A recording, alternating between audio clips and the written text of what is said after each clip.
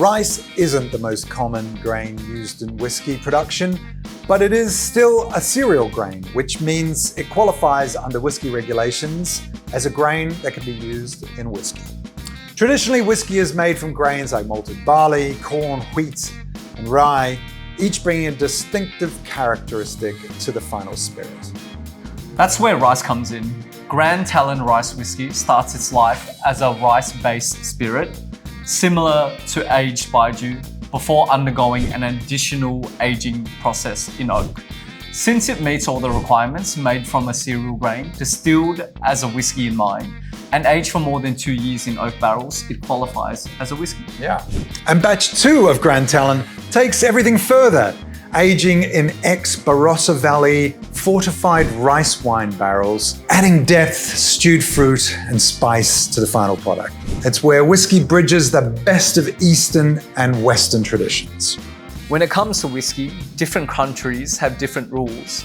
I know that in Scotland, the grain, the water, and the distillation process has to all come within that country for you to be able to call it a Scotch whiskey. I know that in Australia, whiskey must be made from cereal grains, distilled with the intent to produce whiskey, and aged in oak casks for at least 2 years. This is exactly what happens at Pearl Red Distillery, home of Grand Talon Rice Whisky, the first rice whisky from China, in fact. It all started with a traditional rice Baijiu making process, but instead of stopping at clay aging, they made a crucial decision: oak maturation. Yeah. Batch 1 of Grand Talon Rice Whisky spent more than 1 year in clay vessels to soften its edges before being transferred into virgin French and American oak barrels for at least 5 years. The result?